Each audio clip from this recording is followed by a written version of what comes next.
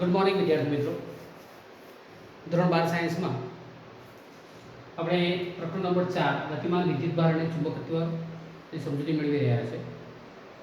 Last વિડીયોમાં આપણે જોયું હતું કે ભાઈ એમ્પિયરનો નિયમ એટલે કે બાયો-સાવર્ટના નિયમની સરળ રજૂઆત. અને લાસ્ટ આપણે જોયું હતું કે કોઈ બંધ વક્રની અંદર જો ચુંબકીય ક્ષેત્રનું રેખા સંકલન લઈએ તેનું મૂલ્ય μ0 અને સિગ્મા i ના ગુણાકાર જેટલું હોય છે. એટલે કે લાસ્ટ આપણે આ ઇક્વેશન મેળવ્યું હતું ઇન્ટિગ્રેશન બંધ પૃષ્ઠ b.dl μ0 સિગ્મા i. આ છે આપણો એમ્પિયરનો નિયમ. આજે આપણે આ એમ્પિયરના નિયમનો ઉપયોગ કરીને સમજવાનું છે એની ઉપયોગિતાઓમાં સોલેનોઇડ છે શું? સોલેનોઇડની અંદર કરતા ચુંબકીય ક્ષેત્ર ઉત્પન્ન થાય છે અને એનું મૂલ્ય કરતા શોધી શકાય એના માટે આપણે આ એમ્પિયરના નિયમનો ઉપયોગ કરીશું. તો આગળ સોલેનોઇડ શું છે ધ્યાન રાખજો. કે સોલેનોઇડ એક એવી રચના છે ધ્યાન રાખજો કે જે નિયમિત ચુંબકીય ક્ષેત્ર ઉત્પન્ન કરે છે. જો આદર્શ સોલેનોઇડ હોય તો તે નિયમિત અને સમાન ચુંબકીય ક્ષેત્ર ઉત્પન્ન કરવા માટે ઉપયોગી છે. તો શું પહેલા તો સમજી લે કે શા માટે, કે સોલેનોઇડ શા માટે, કે સમાન અને નિયમિત ચુંબકીય ક્ષેત્ર જો મારે ઉત્પન્ન કરવું હોય તો મારી પાસે સોલેનોઇડ હોય છે. ધ્યાન રાખજો. તો સોલેનોઇડની અંદર રચના જોઈએ, રચનામાં કરતા હોય ધ્યાન રાખજો. તો ધારો કે મારી પાસે અહીંયા આગળ એક નળાકાર આકારની અવાહક વસ્તુ છે. આ એક અવાહક નળાકાર છે. અવાહક નળાકાર ક્યાંથી હોય? કે કાર્ડબોર્ડમાંથી બનાવેલો, પુઠ્ઠામાંથી બનાવેલો અથવા તો કોઈ અવાહક વસ્તુમાંથી બનાવેલો આ એક નળાકાર છે. આ નળાકારની ઉપર હું વાહક તારને વીંટાળી દઉં છું આ રીતે.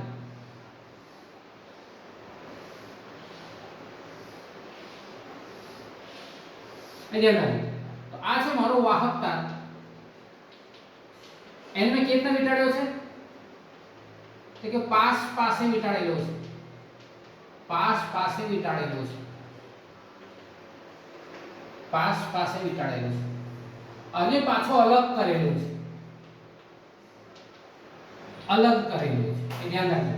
ત્રણ વસ્તુ આપણે સમજીએ છીએ કે પહેલા આપણે જે વાહક નળાકાર છે, અવાહક નળાકાર છે, એની ઉપર મેં વાહક તાર નું વાઇન્ડિંગ કર્યું એટલે વીંટ્યું.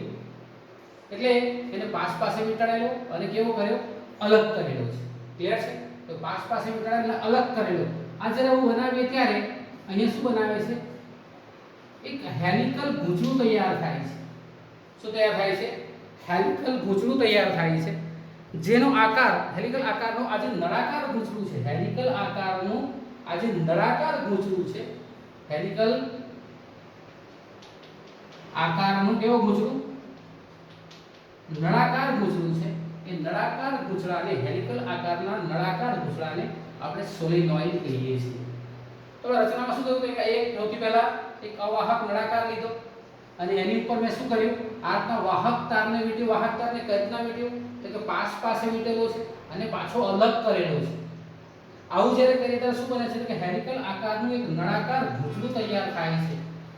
તો આ હેલિકલ આકારના નળાકાર ગૂંચળાને આપણે કહીએ છીએ સોલેનોઇડ. શું કહીએ છીએ? સોલેનોઇડ. ધ્યાન રાખજો. તો એની વ્યાખ્યા લખવી હોય તો કેટલા લખી શકાય? તો વ્યાખ્યા લખીએ તો ભાઈ પાસ પાસે વીંટાળેલા પરંતુ અલગ કરેલા વાહક તારના હેલિકલ આકારના નળાકાર ગૂંચળાને સોલેનોઇડ કહે છે. લેટ્સ સે ધારો કે આપણે આને લઈ લઈએ, નળાકારને બધું કાઢી નાખીએ તો આકાર કેવો દેખાય? આવો દેખાય. લેટ્સ સે ધ્યાન રાખજો. આકાર કેવો છે? અહીંથી પ્રવાહ ઉપર જાય છે, અહીંથી પ્રવાહ બહાર નીકળે છે. અહીંથી પ્રવાહ ઉપર જાય છે, અહીંથી પ્રવાહ બહાર નીકળે છે. ધ્યાન રાખજો. ક્લિયર છે? તો આ ગૂંચળું તમે જોઈએ છે કે આ ગૂંચળું કેવું છે? તો કે અહીંયા વાહક તારને પાસ પાસે વીંટાળેલા છે, અલગ કરેલા છે અને અહીંયા જે પડે છે હેલિકલ આકાર. આ હેલિકલ આકારનું આ કેવું ગૂંચળું? નળાકાર જે ગૂંચળું મળે છે એને આપણે શું કહીએ છીએ? સોલેનોઇડ. તો વ્યાખ્યા લઈએ છીએ. પાસ પાસે વીંટાળેલા પરંતુ અલગ કરેલા વાહક તારના હેલિકલ આકારના નળાકાર ગૂંચળાને સોલેનોઇડ કહે છે। તો આ તમારી સાથે ડેફિનેશન થઈ ગઈ કે ભાઈ પાસે વીંટાળેલા પરંતુ અલગ કરેલા વાહક તારના હેલિકલ આકારના નળાકાર ગૂંચળાને સોલેનોઇડ કહે છે। તો મારી પાસે આ મારો સોલેનોઇડ છે। ક્લિયર છે? આ સોલેનોઇડની વ્યાખ્યા થઈ ગઈ। હવે ધ્યાન રાખીએ કે સોલેનોઇડ બનેલો છે એ સોલેનોઇડની અંદર બે પ્રકાર પડે છે। તો એ સોલેનોઇડના પ્રકાર, સોલેનોઇડના પ્રકાર લઈ લઈએ। તેમાં સૌથી પહેલો છે લાંબો સોલેનોઇડ। એ ધ્યાન રાખજો, શું લઈએ છે? લાંબો સોલેનોઇડ। અને નંબર 2 આપણે લઈએ છીએ ટૂંકો સોલેનોઇડ। એ ધ્યાન રાખજો। તો કે લાંબો સોલેનોઇડ કોને કહીશું આપણે? તો કે લાંબા સોલેનોઇડની વાત કરતા હોઈએ ત્યારે અહીં ધ્યાન રાખજો તો કે અહીંયા આગળ આ જે સોલેનોઇડનું આ જે વર્તુળાકાર આકાર ગૂંચળું છે, હેલિકલ ગૂંચળું છે, એનું આ જે વર્તુળ છે એની ત્રિજ્યા લઈએ। ધારો કે આની વાત કરતા હોઈએ તો આ જે ત્રિજ્યા છે અહીંથી લઈને આટલા સુધીની, એ ધ્યાન રાખજો, આ ત્રિજ્યા જેને આપણે કહીએ છીએ r, અને આ છે એની લંબાઈ l, તો કે જો ત્રિજ્યા r ની સરખામણીમાં આ લંબાઈ l ઘણી વધારે હોય, પડશે ત્રિજ્યા r ની સરખામણીમાં આપેલા સોલેનોઇડની ત્રિજ્યા r ની સરખામણીમાં જો લંબાઈ l વધારે હોય તો આવા સોલેનોઇડને આપણે શું કહીશું? લાંબો સોલેનોઇડ। એ ધ્યાન રાખજો। ઘણીવાર અનંત લંબાઈનો સોલેનોઇડ એવો શબ્દ ઉપયોગ થાય છે। એ લાંબો સોલેનોઇડ જ છે, અનંત લંબાઈ ઘણી વધારે હોય। ધારો કે ત્રિજ્યા r આપણે લઈએ તો કે r 1 મિલીમીટર હોય અને લંબાઈ અહીં ધારો કે 100 સેન્ટીમીટર હોય, એટલે કે લગભગ 1 મીટર હોય। ધ્યાન રાખજો, જો ત્રિજ્યા 1 મિલીમીટર હોય અને લંબાઈ 1 મીટર સુધી હોય તો આવા સોલેનોઇડને કેવું કહીશું? લાંબો સોલેનોઇડ। તો કે જે સોલેનોઇડમાં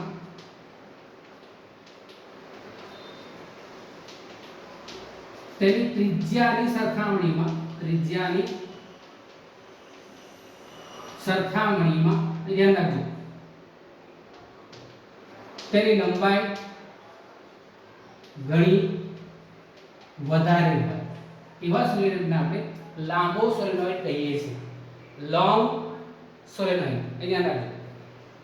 હવે એ છે ટૂંકો સોલેનોઇડ। વ્યાખ્યામાં સમજ પડી ગઈ હશે કે ભાઈ જે સોલેનોઇડની અંદર એની ત્રિજ્યાની સરખામણીમાં ત્રિજ્યા ઘણી મોટી હોય, ધારો કે આટલી મોટી ત્રિજ્યા છે અને સોલેનોઇડ આટલો જ છે, બરાબર છે? તો કે જે સોલેનોઇડમાં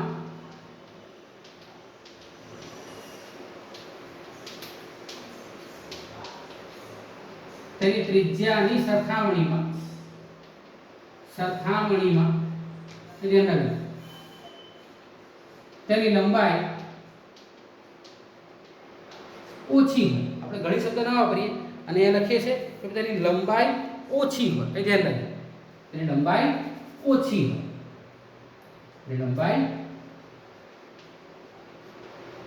હોય તેવા સોલેનોઇડને આપણે કહીએ છીએ ટૂંકો સોલેનોઇડ। ત્યાં સોલેનોઇડની વ્યાખ્યા થઈ ગઈ। આ સોલેનોઇડના બે પ્રકાર આવી ગયા અમારી પાસે કે ભાઈ લાંબો સોલેનોઇડ અને ટૂંકો સોલેનોઇડ।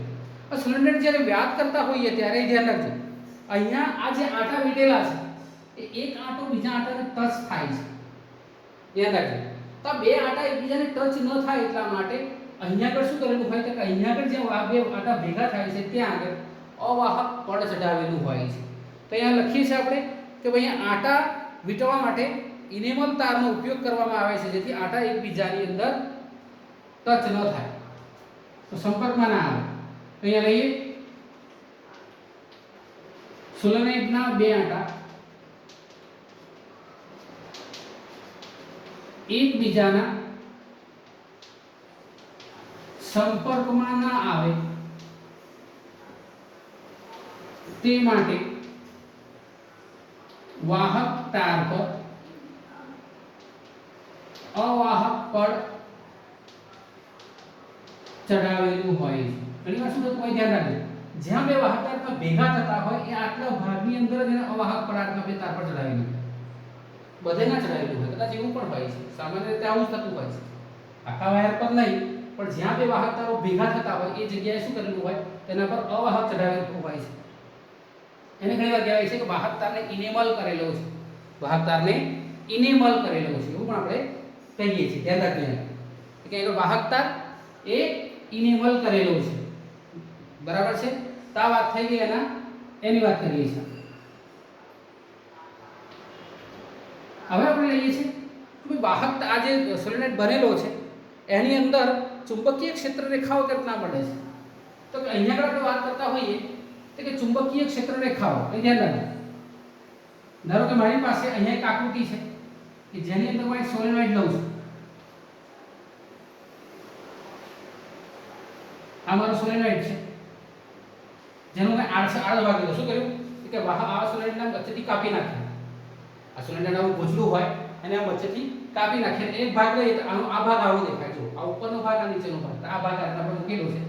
તો અહીંયા આપણે લઈએ છીએ અહીંથી પ્રવાહ અંદર તરફ દાખલ થાય છે એટલે બહાર નીકળતો હોવાથી અહીંયા આપણે લઈએ છીએ આ રીતના ટપકા વડે, અને અહીંયા વિદ્યુત પ્રવાહ દાખલ થાય છે અંદરના ભાગે, માટે આપણે એને લઈએ છીએ ચોકડી વડે દર્શાવીએ છીએ. ધ્યાન રાખજો, આપણે પહેલા શીખી ગયા છે કે કોઈ પણ જગ્યાએ જો પ્રવાહ બહાર નીકળતો દર્શાવતો હોય, ચુંબકીય ક્ષેત્ર બહાર નીકળતો દર્શાવતું હોય અથવા તો કોઈ પણ વસ્તુને બહાર નીકળતી દર્શાવવી હોય તો આપણે ડોટ સંજ્ઞાનો ઉપયોગ કરીએ છીએ, અને જો અંદર તરી દર્શાવવી હોય તો ચોકડી સંજ્ઞાનો ઉપયોગ કરીએ છીએ. તો મિત્રો અહીંયા શું થયું તો કે અહીંયા આગળ આ જે ગૂંચળાનું છે એમાંથી વાહક આ રીતના આમ વીંટાળેલું છે, આવું વીંટાળેલું છે આ રીતે. તો ધ્યાન રાખો વિદ્યુત પ્રવાહ જે છે એ ક્યાં જાય છે, અહીંથી બહાર નીકળે છે, આ તરફ જાય છે. વિદ્યુત પ્રવાહની દિશા આ છે. તો એક જ વાહકતા લેતા હોઈએ તો કે અહીં આગળ આપેલા સોલેનોઇડની અંદર એક સિંગલ એક આંટો, અને કહીએ છીએ એક આંટો આવા આની પાસે કેટલા છે, ટોટલ n આંટા છે. એટલે કે આપેલું સોલેનોઇડ એકમ લંબાઈ દીઠ n આંટા ધરાવે છે. તો આની અંદર એક આંટાની વાત કરીએ તો કે એક આંટા વડે ઉદ્ભવતું ચુંબકીય ક્ષેત્ર અહીંયા સુરેખ વાહક તાર વડે ઉદ્ભવતા ચુંબકીય ક્ષેત્ર જેવું હોય છે. એટલે કે ધારો કે અહીંયા લેતા હોઈએ તો અહીંયા ધ્યાન રાખજો, આ જે આમ પ્રવાહની દિશા છે એટલે અમારું ચુંબકીય ક્ષેત્ર જો આ રીતના આવશે, બરાબર છે, આ રીતના છે. તો જો અંદરથી આ રીતના એટલે મારું ચુંબકીય ક્ષેત્રને લંબરૂપે, એટલે કે આ વાહક તારની લંબરૂપે એટલે ચુંબકીય ક્ષેત્ર રેખાઓ આ પ્રમાણે જશે. આ વાહક તાર છે એને જો અંદર આમ આવતી હશે તો આમ જતી હશે, બરાબર છે. ધ્યાન રાખો અહીંયા તો કે ક્ષેત્ર રેખાઓ આપણે લેતા હોઈએ ત્યારે વાહક આમ મૂકેલું હોય ત્યારે ચુંબકીય ક્ષેત્ર રેખાઓ પસાર થતી હોય છે. એટલે કે આ આની અક્ષ છે. તો લઈએ છે એક આંટા વડે ઉદ્ભવતી ચુંબકીય ક્ષેત્ર રેખા, ચુંબકીય ક્ષેત્ર રેખાઓ સુરેખ તાર વડે ઉદ્ભવતી ચુંબકીય રેખાઓ જેવી હોય છે. ક્લિયર છે? ધ્યાન રાખજો. અહીંયા જે ઉત્પન્ન થાય છે તે એક જ વડે. હવે સમગ્ર વાત કરતા હોઈએ ત્યારે ધ્યાન રાખજો, અહીંયા શું થાય છે કે આની આસપાસ લંબ રૂપે આ રીતના વાત કરતા હોઈએ, આ જે દોરેલું છે એ રીતના કે અહીંયા આગળ ચુંબકીય ક્ષેત્ર આટલું ઉત્પન્ન થયું ઉપરના એટલા અહીંયા લઈએ તો કે નીચેના તાર વડે બધું ચુંબકીય ક્ષેત્ર જે છે એ પણ તમે લઈએ તો આપણો આ પ્રમાણે જ હોય છે. ક્લિયર છે? આ રીતે ક્લિયર છે? આ ચુંબકીય ક્ષેત્ર ઉત્પન્ન થતું હોય છે આ રીતે. ક્લિયર છે? આ આપણે આ પ્રમાણે ક્લિયર આટલા ચુંબકીય ક્ષેત્ર આપણે દર્શાવેલું છે. ક્લિયર છે? તો આ ચુંબકીય ક્ષેત્ર ઉપર તરફ આ નીચે તરફ અહીંયા લઈએ તો જમણા હાથના હથેળીનો નિયમ તો ધ્યાન રાખો, પ્રવાહની દિશા નીચે તરફ. તો જો આ પ્રવાહ આ રીતના નીચે જાય છે આ ક્યાં જશે, આમ બહાર જશે. તો લખી આ અંગૂઠો નીચે તરફ પ્રવાહની દિશામાં ક્ષેત્ર રેખાઓ કઈ જાય છે, આ તરફ જાય છે અને આમ આવે છે. એટલે ક્ષેત્ર રેખાઓ આ તરફ જાય છે. તો ક્ષેત્ર રેખાઓ જે નીકળતી હોય છે એ ક્ષેત્ર રેખાઓ કંઈક આ મુજબ હોય છે. અહીં ધ્યાન રાખજો. એટલે ક્ષેત્ર રેખાઓ તમારી જે નીકળે છે એ આ મુજબ નીકળતી હોય છે. તો અહીંયા સોલેનોઇડની અંદર ઉદ્ભવતી ચુંબકીય ક્ષેત્ર રેખાઓ આ રીતના હોય છે, બરાબર છે. અને આ ક્ષેત્ર રેખાઓ જ્યારે નીકળતી હોય છે ત્યારે અહીંયા ધારો કે એક આંટા વડે, બીજા આંટા વડે, ત્રીજા આંટા વડે, ચોથા આંટા વડે, આમ સમગ્ર બધા આંટા વડે ઉદ્ભવતી ચુંબકીય ક્ષેત્ર રેખાઓને આધારે આપણે બધી ચુંબકીય ક્ષેત્રનો સરવાળો કરીએ. ક્લિયર છે? આપણે લઈએ n આંટા વડે ઉદ્ભવતી ચુંબકીય ક્ષેત્ર, ઉદ્ભવતા ચુંબકીય ક્ષેત્રનો સરવાળો કરતા કુલ બી મળે છે, કુલ ચુંબકીય ક્ષેત્ર આપણને મળી જાય છે. તો મિત્રો આખી વાર્તા થઈ ગઈ સોલેનોઇડમાં કે સોલેનોઇડમાં આ રીતના ચુંબકીય ક્ષેત્ર રેખાઓ ઉત્પન્ન થતી હોય છે. વાહક તારમાં જે રીતના થાય કે વાહક તાર છે, એમાં વાહક તારમાં શું હોય કે અહીંયા આગળ ધારો કે અહીંથી પ્રવાહ આ રીતના ઉપર તરફ છે અને અહીંયા નીચે પ્રવાહ જો નીચે તરફ હોય તે ધ્યાન રાખજો. આ ચોકડી હોય આ રીતના, તો શું થશે કે આની જે ક્ષેત્ર રેખાઓ નીકળતી હોય છે, ક્ષેત્ર રેખાઓ કંઈક આ મુજબ હશે.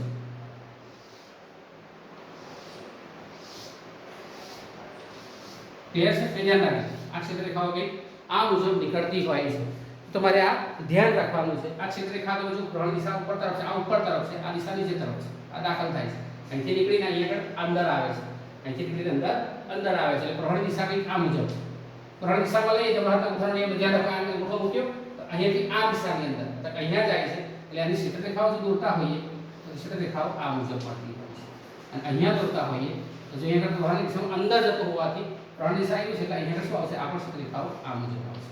આ થઈ સુરેખ એક તાર વડે ઉદ્ભવતી ક્ષેત્ર રેખાઓ અને આ સમગ્ર તાર વડે ઉદ્ભવતી ક્ષેત્ર રેખાઓ. તો મિત્રો આ આખી વાર્તા થઈ ગઈ તમારી સોલેનોઇડની. આ જે સોલેનોઇડ છે એની અંદર જો આદર્શ સોલેનોઇડ લેતા હોઈએ, લાંબો સોલેનોઇડ લેતા હોઈએ તો આ રેખાઓ લગભગ એકબીજાને સમાંતર, યાદ રાખજો, અતિ લાંબા સોલેનોઇડમાં અથવા તો લાંબા સોલેનોઇડમાં અનંત લંબાઈનો લઈએ, લાંબા સોલેનોઇડની ચુંબકીય ક્ષેત્ર રેખાઓ એકબીજાથી સમાન અંતરે અને એકબીજાથી સમાંતર હોવાથી આપેલા સોલેનોઇડના અંદરના ભાગે સમાન ચુંબકીય ક્ષેત્ર ઉત્પન્ન કરે છે. સેન્ટેન્સ યાદ રાખીએ. ધ્યાન રાખો. બીજી વાત,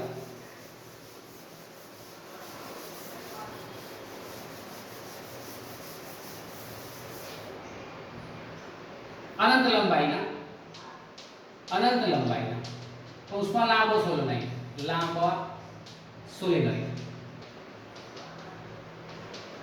અનંત લંબાઈના સોલેનોઇડની ચુંબકીય ક્ષેત્ર રેખાઓ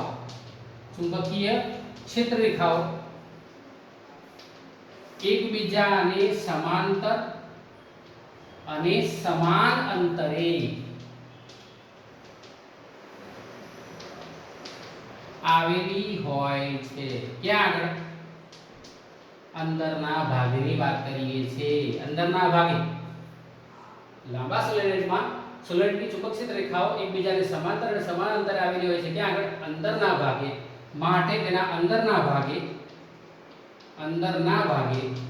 શું હોય છે? સમાન ચુંબકીય ક્ષેત્ર ઉત્પન્ન થાય છે. જે મારો યુઝ છે ભાઈ, મારે શું મેળવવું છે? ચુંબકીય ક્ષેત્ર ઉત્પન્ન કરવું છે. એ ચુંબકીય ક્ષેત્ર ઉત્પન્ન કરવા માટે મેં કોનો ઉપયોગ કર્યો? કે સોલેનોઇડનો. આ સોલેનોઇડ આ રીતના લાંબો સોલેનોઇડ લઈશું તો ક્ષેત્ર રેખાઓ અંદરના ભાગે જુઓ એ વાંકી વર્તી હોય. એના છેડાઓ પાસે એટલે કે સોલેનોઇડના છેડા પાસે ચુંબકીય ક્ષેત્ર અંદરના ભાગ કરતા અડધું હોય છે, એટલે ઘટે છે. વચ્ચોવચ લઈએ, ધારો કે સોલેનોઇડ મારો છે તો અહીંયા બિંદુ P હોય તો અહીંયા ચુંબકીય ક્ષેત્ર જો B હોય તો અહીંયા આગળ B/2 થઈ જાય, અહીંયા આગળ B/2 થઈ જાય. છેડાઓ પાસે અડધું થઈ જાય. છેડાઓ પાસે ચુંબકીય ક્ષેત્ર કેવું થઈ જાય છે? અડધું થઈ જાય છે. એ તમારે યાદ રાખવાનું છે. બીજી એક વસ્તુ કે આ સોલેનોઇડ છે એના બહારના ભાગે સોલેનોઇડના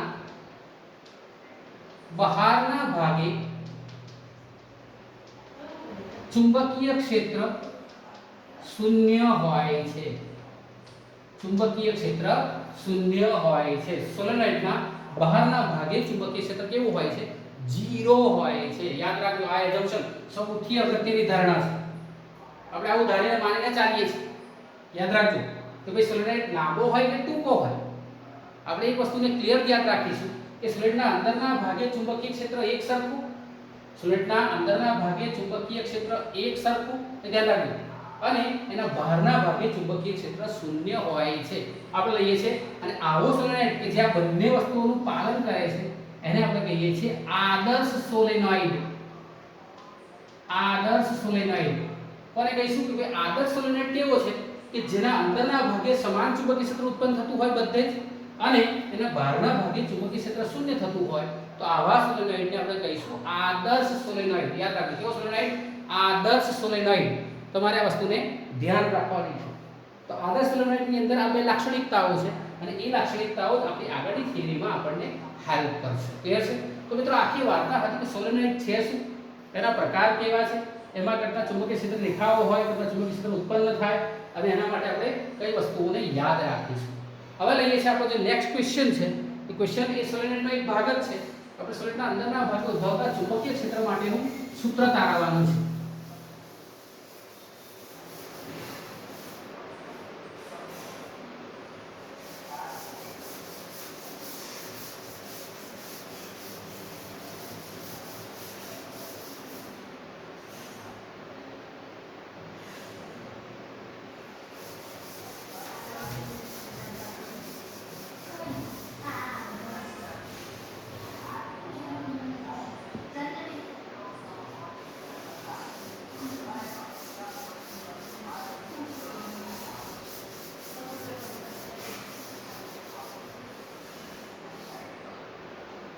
ધ્યાન રાખો.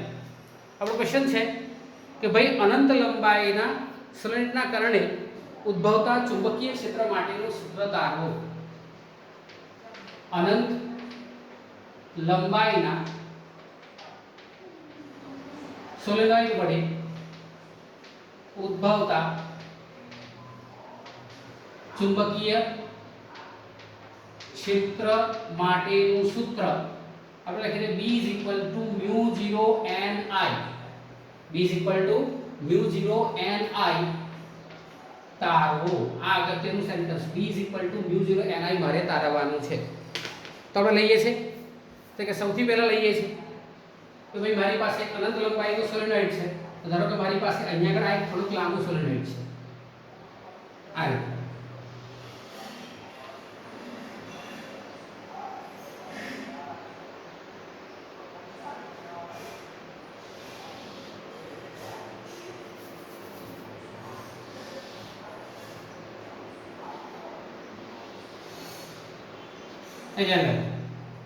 અહીંયા આગળથી પ્રવાહ દાખલ થાય છે. આપણે એકદમ નજીક નજીક આંટા હોય, આપણે આકૃતિ વ્યવસ્થિત દેખાય એટલે આપણે થોડા દૂર દૂર દોરીએ છીએ.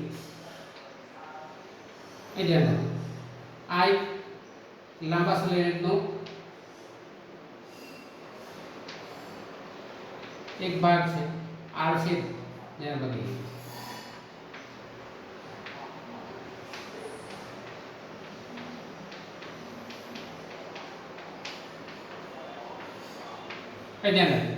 આ એક જે સોલેનોઇડ છે એ સોલેનોઇડનો આપણો એક આડછેદ દર્શાવેલો છે કે તદ્દન આવા અથવા અનંત લંબાઈના સોલેનોઇડના આડછેદ દર્શાવેલો છે અને આ સોલેનોઇડ એકમ લંબાઈ દીઠ n આંટા ધરાવે છે.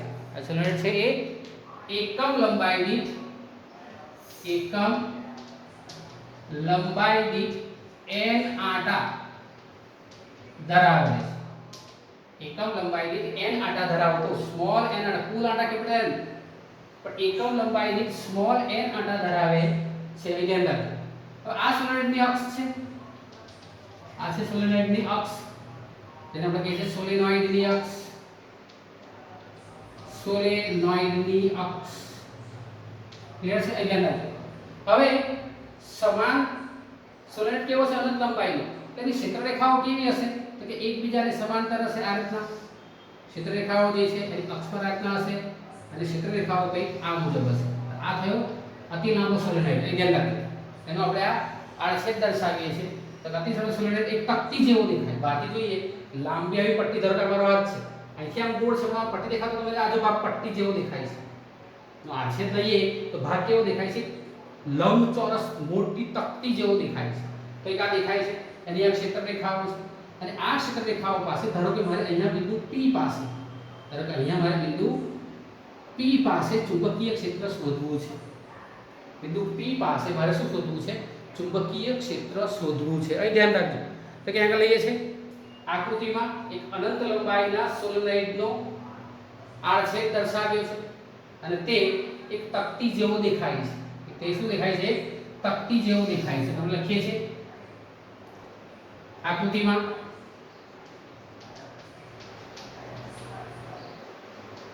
અનંત લંબાઈના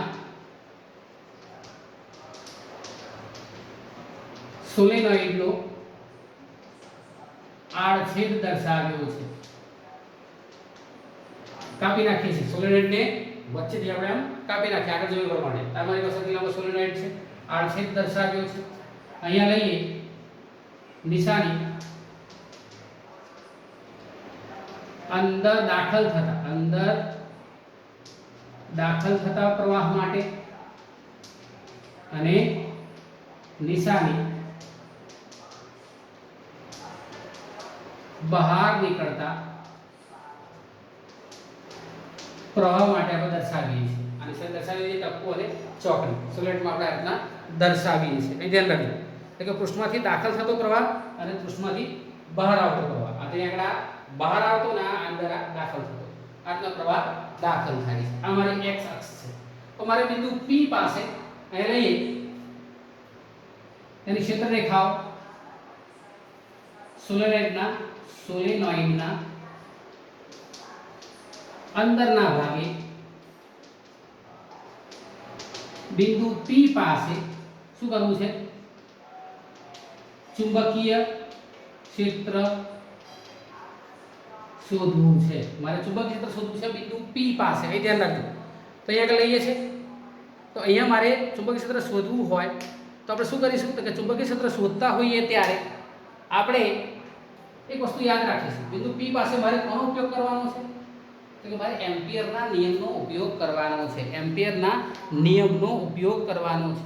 તો કે એમ્પિયરના નિયમનો જો ઉપયોગ કરવો હોય તો મારે શું બનાવવી પડે? તો કે એમ્પિરિયન લૂપ. શું બનાવવી પડે? એમ્પિરિયન લૂપ. તો ધારો કે મારી પાસે અહીંયા આટલા એક એમ્પિરિયન લૂપ બનાવ્યું છે.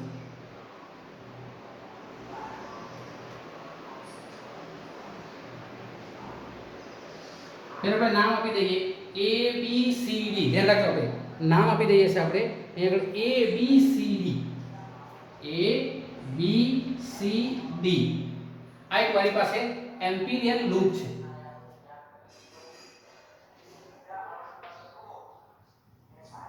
ક્લિયર છે? આ મારી પાસે એક એમ્પિરિયન લૂપ છે જેમાં A B C D દર્શાવેલી છે.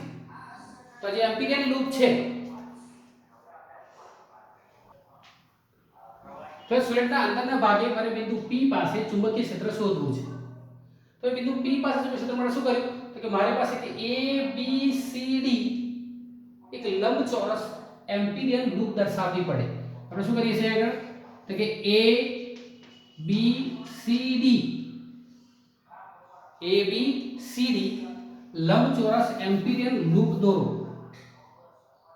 બિંદુ P માંથી પસાર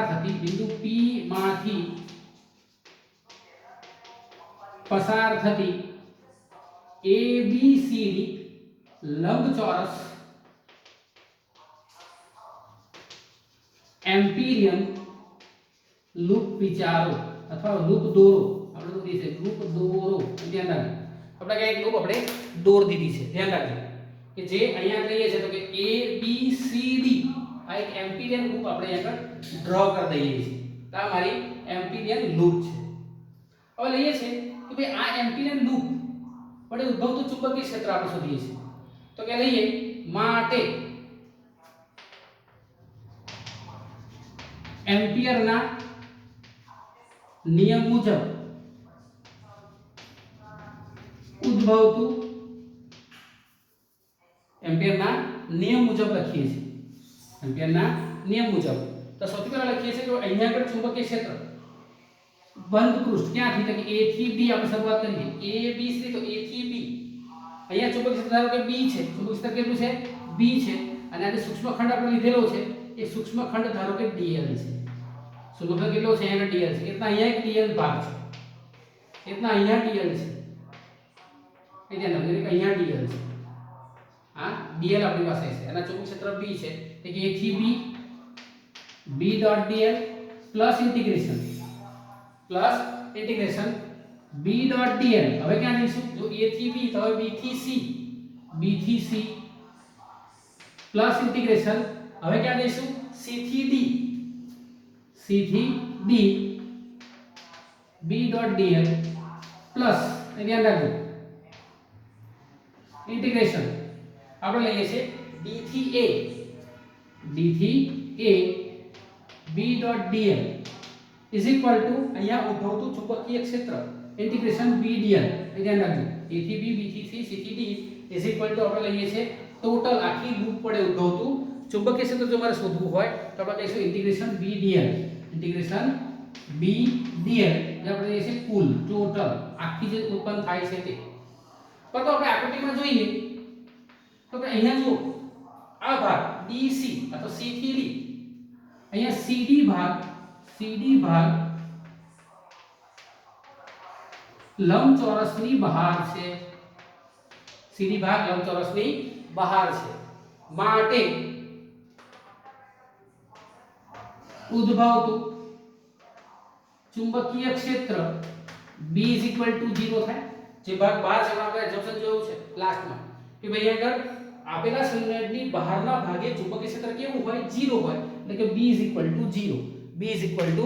0 હોય માટે ઇન્ટિગ્રેશન B ડોટ dl કોના માટે આપણે લઈશું એટલે કે C થી D માટે = 0 C થી D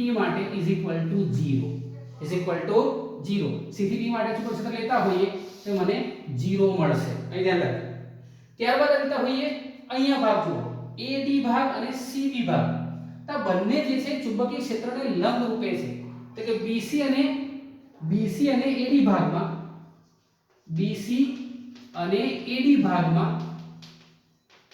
dl એ B ને લંબ રૂપે છે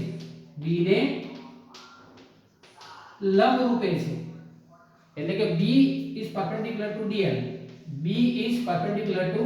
dl માટે theta is equal to 90 degree થાય theta is equal to 90 degree થાય અને theta is equal to 90 degree તો cos 90 કારણ આપણે જોયું હતું કે cos 90 is equal to 0 માટે ઇન્ટિગ્રેશન B ડોટ dl કયા ભાગ માટે B થી C is equal to integration કોણ આવશે કે D થી A B dot dl is equal to 0 અહીં ધ્યાન રાખજો તો ઉદ્ભવતું જે ચુંબકીય ક્ષેત્ર છે એ માત્ર ને માત્ર આ ઇન્ટિગ્રેશન B ડોટ dl આના કારણે જ મને મળે છે બીજા કોઈને કારણે મળતું નથી ધ્યાન રાખજો તો ઉદ્ભવતું ચુંબકીય ક્ષેત્ર માત્ર ને માત્ર કોના કારણે તો કે A થી B ને કારણે જ મળે છે એટલે કે ચુંબકીય ક્ષેત્ર A થી B અથવા તો AB ભાગ વડે જ મળે છે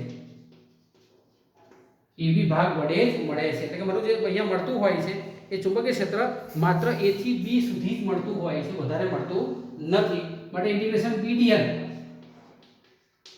ડોટ dl કેટલું મળ્યું મને ઇન્ટિગ્રેશન બંધ પૃષ્ઠ A થી B ડોટ dl ને કારણે જ મળે છે અને અહીંયા જુઓ તમારું જે B છે એ આ દિશામાં છે અને તમારો dl પણ આ દિશામાં છે તો કે આગળ આ ભાગમાં AB ભાગમાં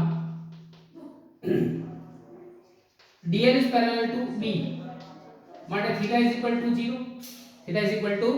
0 તો માટે લખીએ છીએ કે ભાઈ integration A to B dot dl is equal to integration B બહાર કાઢી લઈએ અને અહીંયા લખી દઈએ dl પણ dl એટલે શું તો કે અહીંયાથી આટલી લંબાઈ ધારો કે આટલી આ લંબાઈ L છે લંબાઈ કેટલી છે L છે તો કે લઈએ છે પરંતુ ઇન્ટિગ્રેશન બંધ પૃષ્ઠ dl is equal to AB તારની લંબાઈ અથવા AB ની લંબાઈ is equal to આપણે લઈ લઈએ L શું લઈ લઈએ છે L અહીં ધ્યાન રાખજો માટે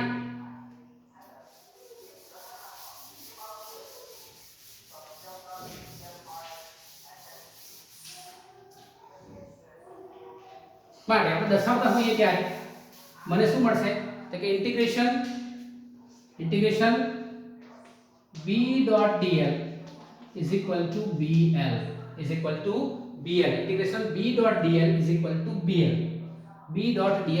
to BL અહીં ધ્યાન રાખો હવે લઈએ છીએ માટે એમ્પિયરના નિયમ મુજબ અહીં ધ્યાન રાખજો ઇન્ટિગ્રેશન BdL = BL આપણને મળ્યા તો આની કિંમત આપણને શું મળે છે mu0 epsilon i mu0 sigma i mu0 sigma i આપણે લખીએ છીએ mu0 i e is equal to BL mu0 i e is equal to BL જ્યાં i e is equal to solenoid માંથી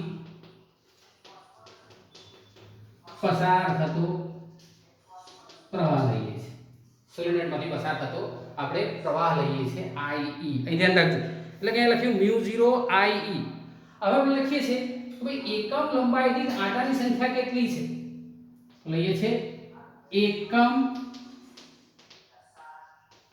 લંબાઈ દીઠ આંટાની સંખ્યા is equal to 100 લેમ તો L લંબાઈ દીઠ આંટાની સંખ્યા કેટલી તો કેટલી આવશે NL આવશે NL આવશે એક આંટામાંથી પસાર થતો પ્રવાહ I છે એક આંટામાંથી પસાર થતો પ્રવાહ મારો I છે તો આપણે લઈએ N આંટામાંથી પસાર થતો N આંટાઓમાંથી એક આંટામાંથી પસાર થતો યાદ રાખજો પ્રવાહ કેટલો આવશે આપણે લઈ લઈએ છીએ ધ્યાન રાખવાનું છે બરાબર સેન્ટેન્સ ની અંદર તો અહીંયા આગળ તમારી પાસે જે કિંમતો મૂકેલી છે એ છે તમારા કિંમતોને બરાબર ધ્યાન રાખવાની છે કે ભાઈ બંધ ગાળા વડે ઘેરાયેલો કુલ પ્રવાહ માટે જો એક આંટા સાથે સંકળાયેલો પ્રવાહ L લંબાઈ સાથે સંકળાયેલો પ્રવાહ NL છે અથવા તો સમગ્ર બંધ સાથે સંકળાયેલો માટે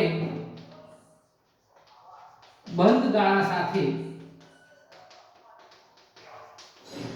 સંકળાયેલો પ્રવાહ કેટલો આવશે તો કે આપણે એક લઈએ તો I તો NL લઈએ તો કેટલો એક આંટો લઈએ તો પ્રવાહ મળશે મને ie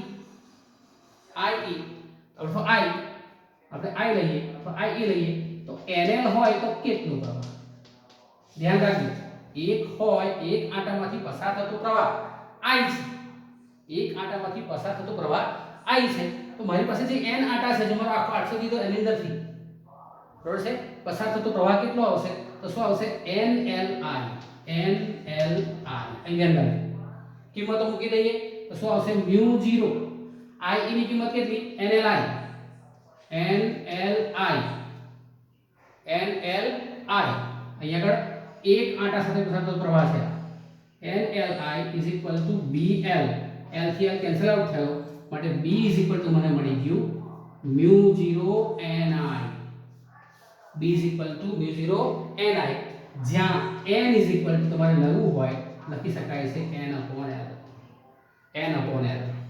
NL ક્લિયર છે તો તમારે આ સૂત્ર છે B = mu0 ni આપેલા સૂત્રની મદદથી આપેલા સોલિડના અંદરના ભાગે ઉદ્ભવતા ચુંબકીય ક્ષેત્ર માટેનું સૂત્ર મેળવી શકાય છે ક્લિયર છે આની દિશા કરતા નક્કી થાય તો ધ્યાન રાખવાનું આગળ આ છે પ્રવાહની દિશા જમણો હાથ છે એ તમારો પ્રવાહ આ પ્રમાણે છે ધ્યાન રાખવાનું આગળ કે પ્રવાહ આ પ્રમાણે હોય પ્રવાહ તમારો આ મુજબ છે તો જો એનો ચુંબકીય ક્ષેત્ર કેટલા છે આ તરફ છે તો કે અહીંયા આગળ તમારું આ ચુંબકીય ક્ષેત્રની દિશા છે ચુંબકીય ક્ષેત્રની દિશા બીજી વાત જો પ્રવાહ કેવો છે આવો છે નીચે તરફ અને તમે આમ વાળો જો ધ્યાન રાખો પ્રવાહ આમ રાખો તો અથડી કઈ તરફ આ તરફ જાય છે તો કે અહીંયા આ તરફ છે પ્રવાહની દિશા આ તરફ છે આપેલા પ્રવાહની દિશાને લંબ રૂપે હોય છે તો તમારે B = mu0 ni સમીકરણ બરાબર ધ્યાનથી તૈયાર કરવાનું છે અગત્યનું છે અને આના આધારે આપણે દાખલાઓ કરવાના છે અને પછીની થિયરીમાં આપણે ટોરોઇડની ચર્ચા કરીશું થેન્ક યુ